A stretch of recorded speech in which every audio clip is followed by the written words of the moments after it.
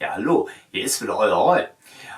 Ich will euch heute nochmal eine Erfindung vorstellen, die auch durch Zufall so entstanden ist. Und zwar sind das die Taucherflossen.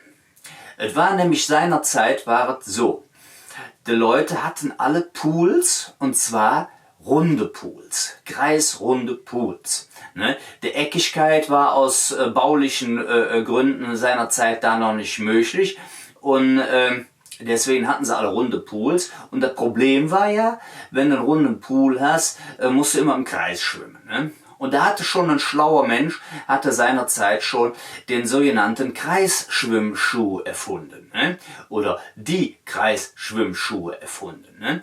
Ich habe hier noch ein paar vorliegen, ne? Und die seinerzeit sahen die so aus. Ne? Und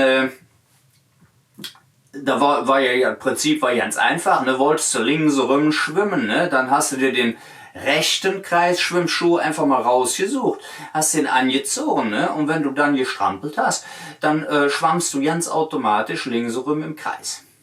Wolltest du andersrum, ne? Hast du einfach den anderen genommen, ne? War immer wichtig, dass man ein Paar hatte, einen für rechts, einen für links, ist ja logisch.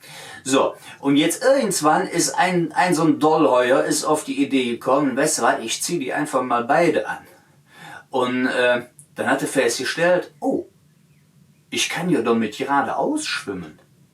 Und das war im Prinzip in dem Moment, waren die Taucherflossen erfunden. Ne? Hat sie beide angezogen, konnte geradeaus und konnte somit lange Strecken zurücklegen mit beiden Kreisschwimmschuhen gleichzeitig an. Man hat sie dann umbenannt in die sogenannten Taucherflossen. Und das ist auch so was, das wissen die wenigsten.